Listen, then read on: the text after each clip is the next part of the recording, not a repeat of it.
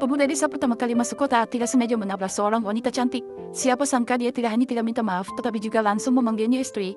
Setelah itu, dia juga mencubit pipi wanita cantik itu. Kemudian tanpa banyak bicara, dia mengeluarkan sebuah pil tanah liat. Dia langsung memasukkannya ke dalam mulut wanita cantik itu.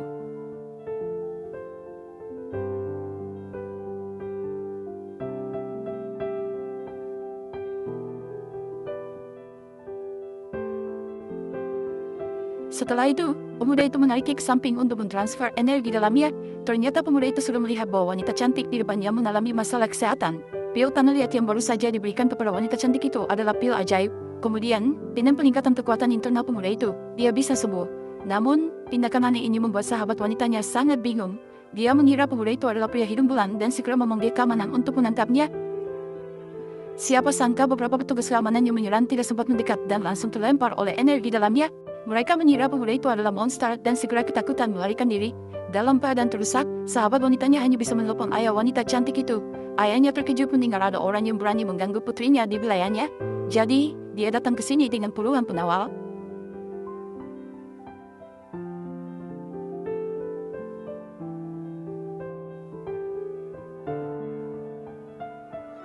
Dengan cepat, 4 pendekar kota awan juga dipanggil oleh ayahnya. Tak disangka, beberapa orang yang mengerahkan seluruh tenaga mereka tidak dapat menggoyahkan sedikit pun. Akhirnya, mereka bahkan terkejut pada peningkatan kekuatan internal yang dipancarkan oleh pemuda itu. Merasa takut secara lahir dan batin. Melihat hal itu, mereka bertanya dengan tidak percaya kepada pemuda itu. Siapa sebenarnya dia? Ternyata pemuda itu adalah leluhur keluarganya yang telah hidup selama ribuan tahun. Bahkan cicit generasi ke-9-nya sudah hidup lebih dari 80 tahun. Untuk memastikan leluhur itu segera melewati cobaan cinta dan naik ke hayanan. Para generasi muda sengaja memperkenalkan Nona sulung keluarga Su sebagai calon istrinya. Melihat bahwa hujan petir segera akan datang, pemuda itu juga setuju untuk turun gunung dan menikahi Nona Su. Namun, ketika para generasi muda keluarga Ye tiba di bandara untuk menyambut leluhur, mereka secara keliru mengira seorang dukun palsu sebagai leluhur keluarga Ye. Dan ketika dukun itu melihat penampilan rombongan, dia yakin mereka adalah orang-orang kaya. Maka, dia segera mengaku bahwa dia adalah leluhur yang mereka cari. Namun, semua itu bukanlah yang terpenting. Sementara itu, di sisi lain, ayahnya mengakui bahwa pemuda itu memiliki sedikit kekuatan. Namun kini, putrinya adalah tunangan leluhur keluarga Ye. Melawan keluarga besar seperti keluarga Ye mungkin akan berujung pada kematian yang sia-sia. Tanpa mereka ketahui, pemuda di depan mereka adalah leluhur keluarga Ye yang mereka bicarakan. Kemudian, pemuda itu menyatakan agar mereka tidak bergerak, karena itu bisa membahayakan kesehatan. Sesuai dengan urutan keluarga, saya harus memanggilnya ayah mertua. Namun, ayah mertua belum sepuh seperti cicit saya. Wanita cantik segera maju untuk menghentikan dan mengatakan bahwa penyakitnya telah disembuhkan oleh pemuda desa. Ayah langsung merasa sangat senang. Kemudian, pemuda desa dengan tegas mengatakan bahwa menjadi istrinya tidak akan membuatnya menderita. Mendengar pemuda desa berkata demikian, ayah juga marah besar. Sebenarnya, kamu telah menyelamatkan putriku dan masih berhutang budi padamu. Namun, jika kamu memiliki niat lain yang tidak pantas, jangan salahkan saya jika saya berubah dan tidak mengenalmu. Setelah mengatakannya, ia bersiap untuk membawa putrinya pergi dari sini. Siapa sangka, pemuda desa tiba-tiba mengatakan bahwa dia ingin bertemu dengan wanita cantik di pesta pertunangan. Namun, khawatir pemuda desa akan terluka, wanita cantik segera menasihatinya untuk tidak datang dan mencari mati.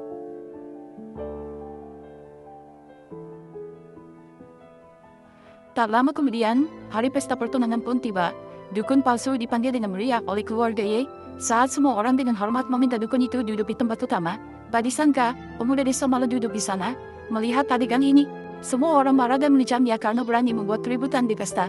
Anehnya, satu kalimat dari pemuda desa membuat semua orang terkejut. Kamu adalah cicit saya. Siapa cicitmu?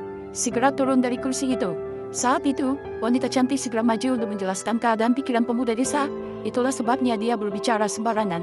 Siapa sangka pemuda desa justru meminta semua orang untuk berlutut dan menghormati neneknya.